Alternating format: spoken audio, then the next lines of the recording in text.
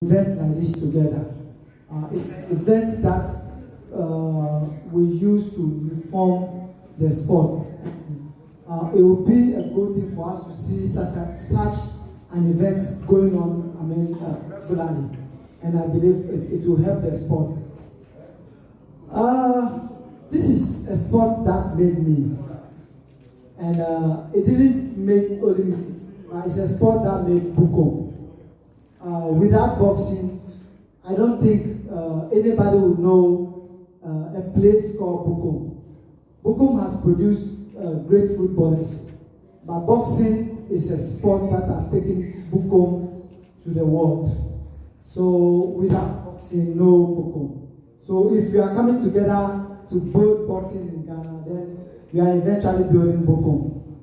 So if everybody is talking about supporters and so on, if we all sit down and look at and we ourselves as the people from Bukom, and it will be the same people that will bring boxing down, then we are losing the sport that made us. I remember I came to watch boxing one time at this same place, and I said to myself that I'm not going to watch boxing anymore because I'm not going to watch boxing at this particular place again. When it gets to training time, you see a lot of boxers running at the beach, working very, very hard.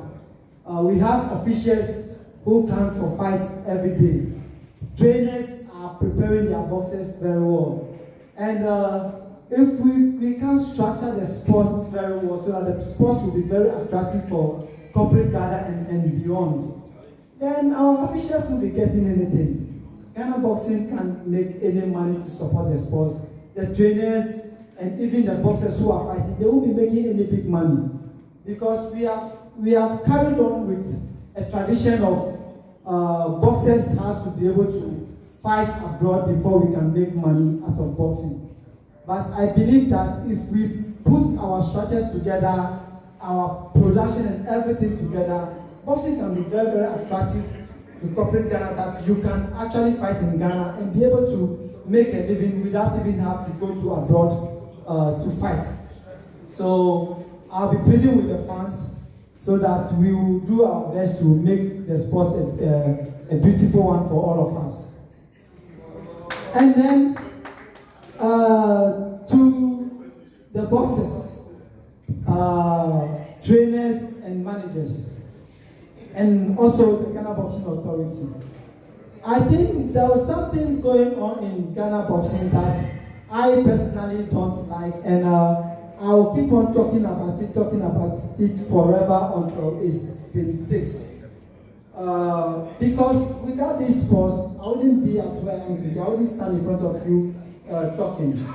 I started watching boxing from the days of Sama Kroma, Anoa Misa, Joe Latte, David Odotete, and my senior Joshua Clotty. And then I would say boxing was a very, very attractive sport.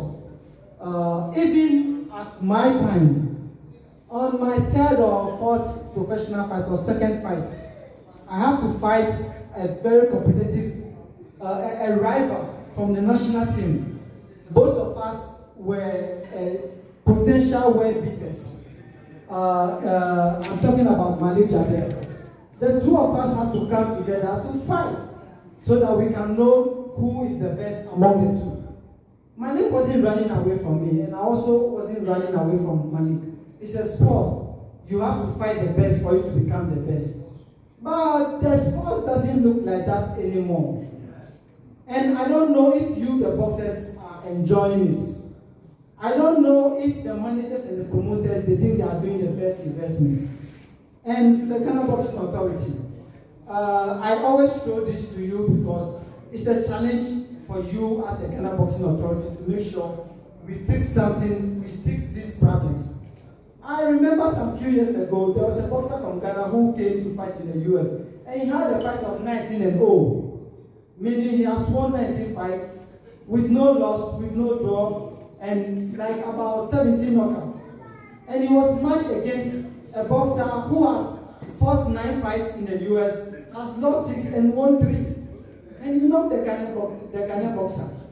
And in the past, when a Ghanaian boxer is going to fight abroad, you know that even if he's going to lose, you know that he will put up a show that they will know that this guy is from Ghana. So Ghana is being respected as one of the best boxing country in the whole world. And when you talk about Africa, we are number one.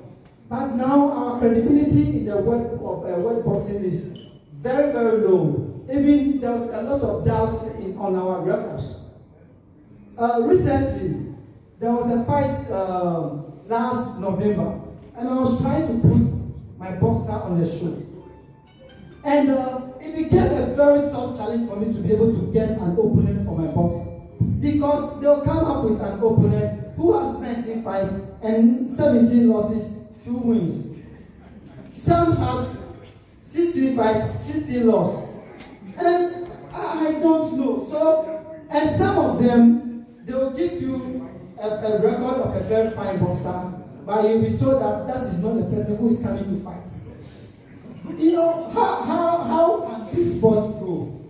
You know, I'll say it everywhere, because sometimes when you try to say the truth to make it better, you become a target or you become an enemy to the sport. But this is the sport that made me, and I can't sit down to see the sport suffer.